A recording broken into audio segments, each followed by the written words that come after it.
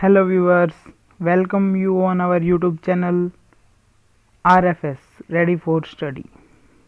उम्मीद है आप सब लोग बिल्कुल सही सलामत होंगे, अपने घर पे सेफ होंगे।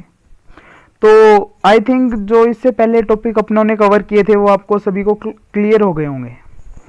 तो आज हम टॉपिक अपना स्टार्ट करेंगे intensity of electric field. Basically हम इलेक्ट्रिक फील्ड इंटेंसिटी कैसे डिफाइन करते हैं।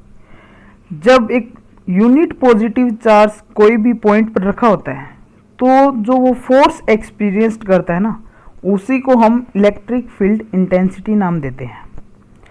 Electric field intensity is defined as the force experienced by a unit positive charge test charge placed at the point.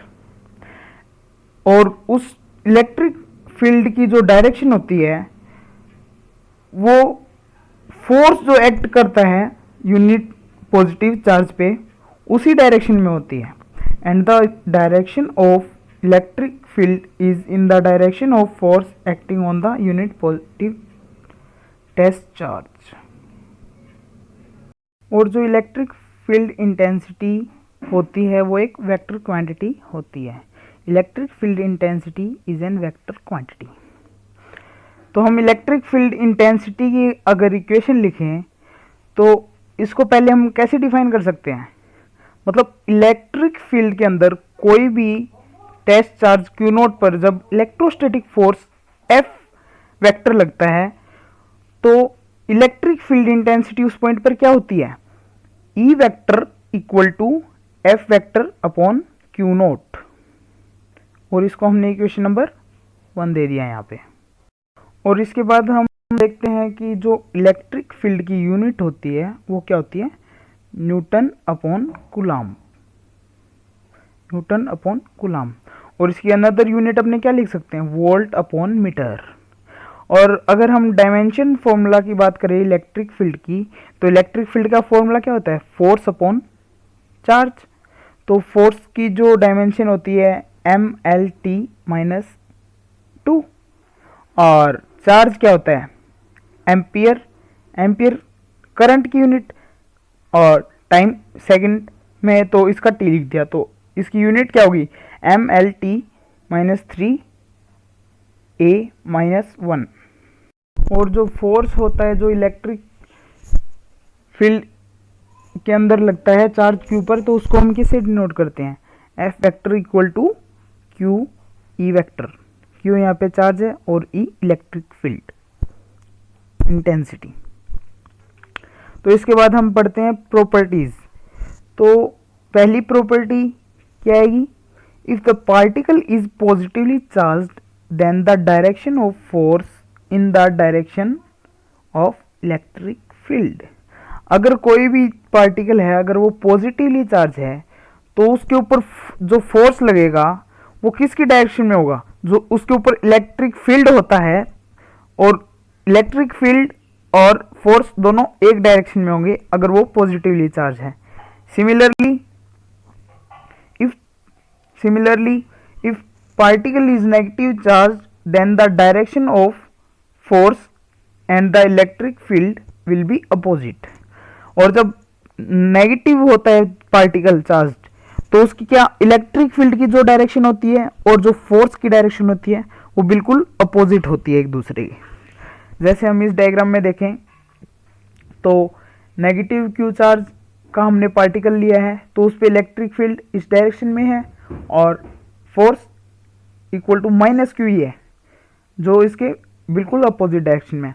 और अगर हम इस फिगर की बात करें तो जिसमें पॉजिटिव क्यू चार्ज लिया है हमने तो उसमें electric field intensity and force दोनों एक डायरेक्शन में है। इसके बाद हम थर्ड प्रॉपर्टी की बात करते हैं जिसमें जब हम पॉजिटिव चार्ज जो होता है तो उसकी इलेक्ट्रिक फील्ड की डायरेक्शन, तो उसमें इलेक्ट्रिक फील्ड की डायरेक्शन रेडियली आउटवर्ड शो होंगी। जैसे आप थर्ड इस फिगर में देख रहे हैं, ऐसे और जब नेगेटिव पार्टिकल का चार्ज हो, मतलब जो पार्टिकल है वो नेगेटिवली चार्ज हो, तो उसमें इलेक्ट्रिक फील्ड की जो डायरेक्शन होती हैं वो रेडियली इनवर्ड होती हैं। जैसे इस फिगर में आपको शो हो रहा होगा ऐसे। जो हमने अभी रिलेशन निकाला है तो उससे हम क्या लिख सकते हैं, electric field intensity equal to directly proportional to 1/r²। तो हम अगर ग्राफ डिनोट करें यहाँ पे, अगर हम E और R के बीच में ग्राफ लें तो क्या आएगा, जब R बढ़ेगा तो E घटेगा, तो जिससे ये अपना ग्राफ निकल के आता है ये वाला।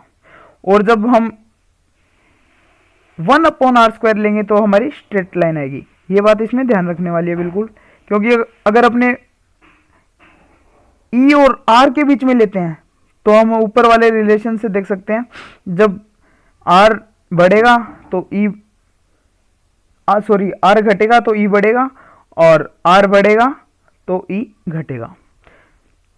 और अगर हम 1/r² लेते हैं तो इसमें स्ट्रेट लाइन आएगी अपनी। जब हम किसी भी पॉइंट चार्ज को डाइलेक्ट्रिक कांस्टेंट एप्सिलॉन R के मीडियम में रख देते हैं तो हमारी इक्वेशन क्या निकल के आती है, जब हम K की वैल्यू होती है 1/4 एप्सिलॉन नॉट, अगर जब हम 4 पाई एप्सिलॉन नॉट लिखते हैं तो एप्सिलॉन नॉट की जगह क्या आ जाएगा, एप्सिलॉन R एप्सिलॉन नॉट। ये इक्वेशन आई इससे। तो जब हम ऊपर वाला E का फॉर्मूला यूज करते हैं तो हमारी इक्वेशन निकल के आती है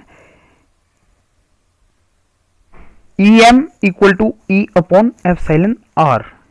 तो इससे क्या हो गया कि जो EM इलेक्ट्रिक फील्ड इंटेंसिटी जो मीडियम के अंदर है वो इलेक्ट्रिक फील्ड इंटेंसिटी वैक्यूम के अंदर से बहुत कम है। तो मतलब एप्सिलॉन R की वैल्यू क्या है, ग्रेटर देन 1। तो इस इक्वेशन से ये अपना हो जाता है कि जो अपने इलेक्ट्रिक फील्ड इंटेंसिटी मीडियम के अंदर है वो इलेक्ट्रिक फील्ड इंटेंसिटी वैक्यूम से कम होती है। इसके बाद हम पढ़ते हैं इलेक्ट्रिक फील्ड लाइंस के बारे में। तो इलेक्ट्रिक फील्ड लाइंस क्या होती है बेसिकली, ये वैसे तो हम कहते हैं एक इमेजिनरी लाइन होती है और हम इनको कर्व भी बोल देते हैं। ये किससे ड्रॉ होती है, ये कोई भी इलेक्ट्रिक फील्ड के पार्ट पर या हम बोल सकते हैं पॉइंट पर अगर हम टेंजेंट ड्रॉ करते हैं तो वो हमें टेंजेंट किसके बारे में बताता है, वो हमें इलेक्ट्रिक फील्ड के डायरेक्शन के बारे में बताता है उसी पॉइंट पर। तो इसकी हम डेफिनेशन क्या बता सकते हैं, an electric field line is an imaginary line और curve drawn from a part of electric field such that tangent to it gives the direction of electric field at that point। जैसे हमने P point लिया तो इसके ऊपर हमने tangent draw किया तो इलेक्ट्रिक फील्ड की डायरेक्शन इसने ये बता दी, तो हमने इसको EP वेक्टर से डिनोट कर दिया। और हमने सेकंड पॉइंट R, अगर R पॉइंट पे इसका डायरेक्शन वो टेंजेंट ड्रॉ करते हैं तो इसकी डायरेक्शन अलग आती है। तो आई थिंक ये आपको क्लियर होगी डेफिनेशन भी। तो चलिए इसके आगे चलते हैं। इसके बाद हम पढ़ते हैं इलेक्ट्रिक फील्ड लाइंस की कुछ जनरल प्रॉपर्टीज के बारे में।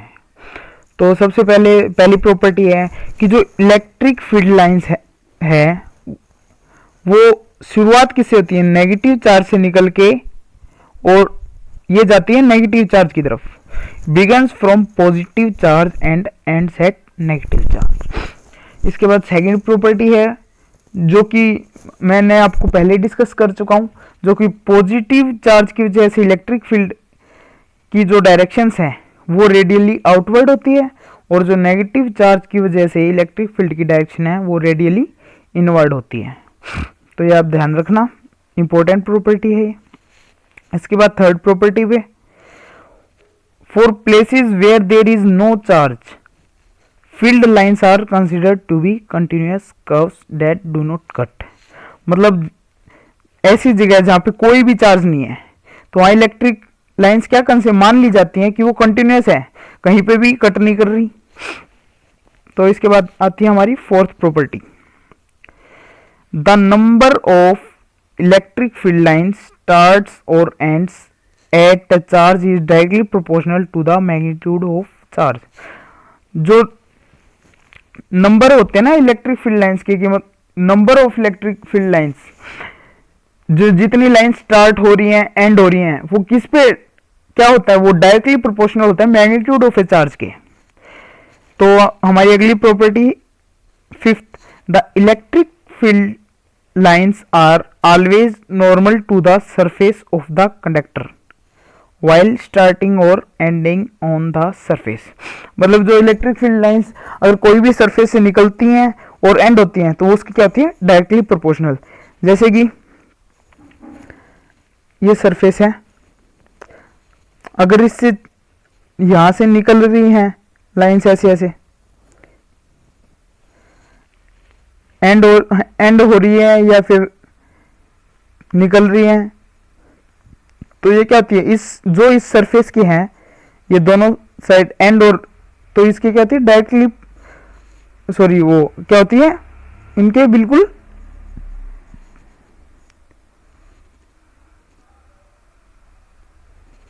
नॉर्मल होती हैं, एग्जैक्ट। तो इसके बाद हमारी सिक्स्थ प्रॉपर्टी आती है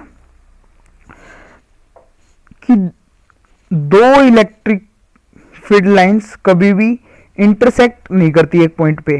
क्यों? क्योंकि